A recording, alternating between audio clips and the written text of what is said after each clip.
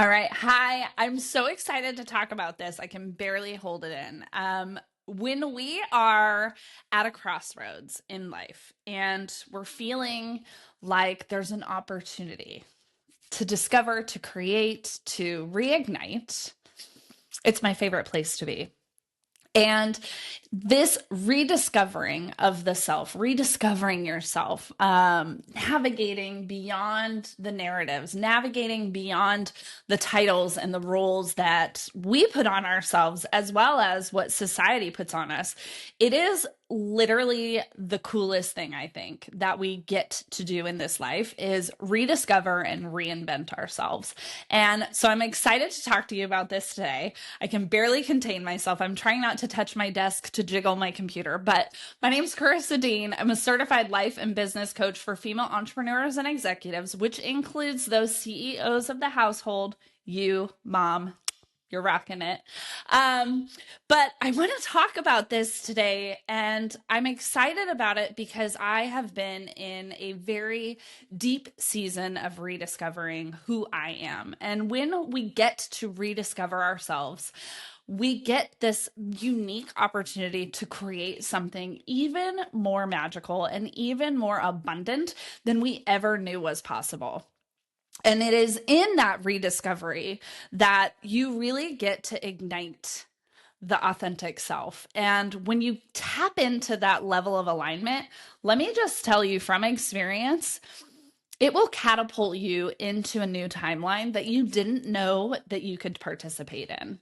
And so I want to talk about this because we get tied down to the titles of wife, mom, spouse, partner, executive, CEO, that you live in the city or you live in the country. We put all these labels. I drive this type of car, I wear my Lululemon. Like, if you take away all of that and you just are sitting, right? Like naked in a field, right? Or naked in the middle of the street, how would somebody describe you?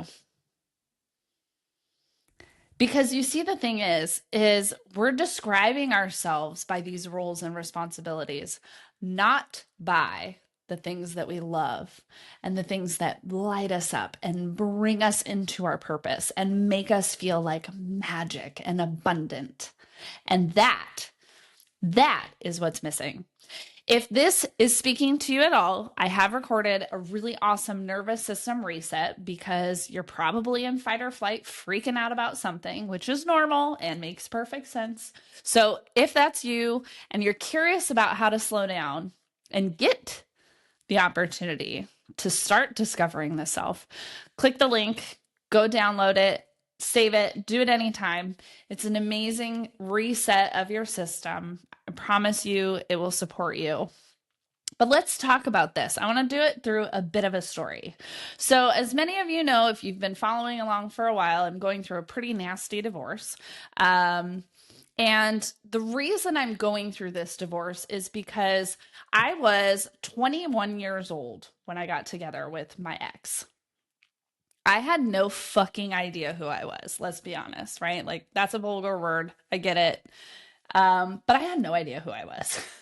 And the reality is, you can, in a relationship, I think that there are multiple pathways you can have, but I think that in my dynamic we grew apart. We became two different people, and part of that is my personality type. I am like the person who wants to try it all, do it all. Like, I came here and I want to try every single thing, and there are very few things I'm going to stick with for long. But what ended up happening is, 6 years ago, I decided to go on that self discovery. I dove into personal development. I got curious about the different ways of thinking, of being, and I started to change. I started to change my mindset. I started to change my perspective. I started to change my outlook on life. And I think when you're in a relationship, you can grow together and you can do the work together, right? Which I think there were parts of our path where we did do that.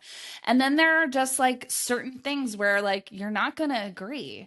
And it's going to be a lot more work to stay connected and come back together. But ultimately, I rediscovered myself. And in that self discovery, I started to set up boundaries and I started to say no to things. And those were really triggering for my partner. And he didn't understand why. And in that self discovery, it was a breakdown of our relationship and our dynamic. And it's unfortunate, but ultimately now he's out there rediscovering himself and doing some amazing things for him. And so you see, like, I also, like, this is a side segue here, but I want to like remove the like negative connotation that divorce is bad. Sometimes divorce is the number one thing that makes each partner become better. And I really have, as challenging as this is hard, especially when you have kids. It's really an opportunity to become the best version of yourself.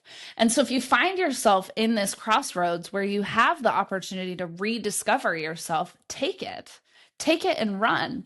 And I'm not an advocate for divorce. I don't think that everyone needs to get a divorce. I would have loved to been able to stay with my partner, but ultimately that just wasn't my story. That wasn't our path, right? That wasn't what I'm here to do. And I'm glad, because he is becoming a better version of himself.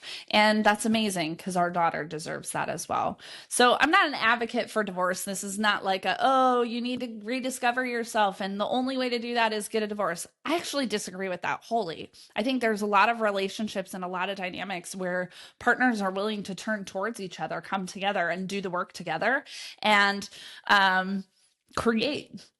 create a lot of magic. And I love that that is out there. And this is just a side plug for John and Julie Gottman, who absolutely love them and what they have to offer for married couples who need support.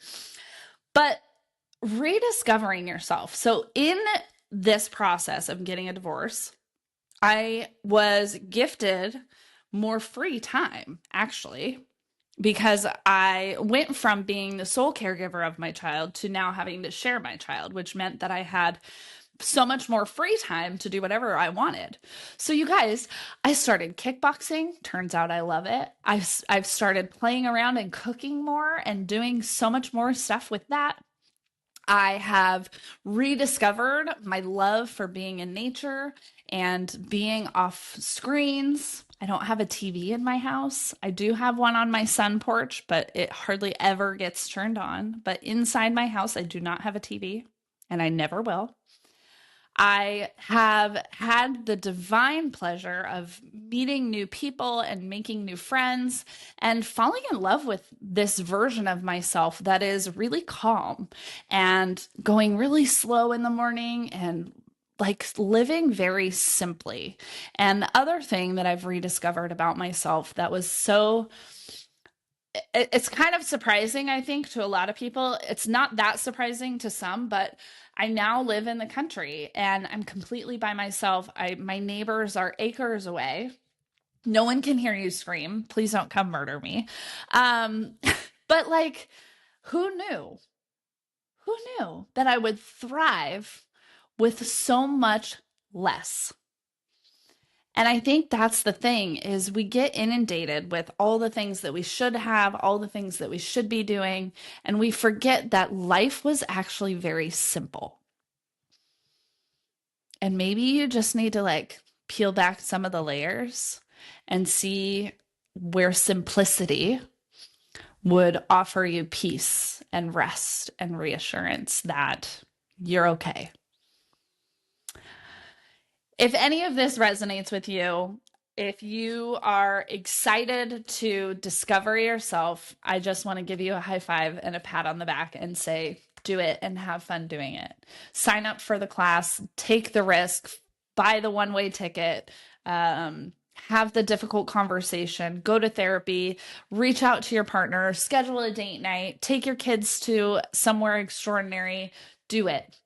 If fear didn't exist, if judgment from others didn't exist, if you had the opportunity, if money wasn't an issue, if time wasn't an issue, what would you do? And I just hope that you get curious about how you can make that happen for yourself. I'll see you on the next video, which will be out next week. Make sure you like, follow, and subscribe.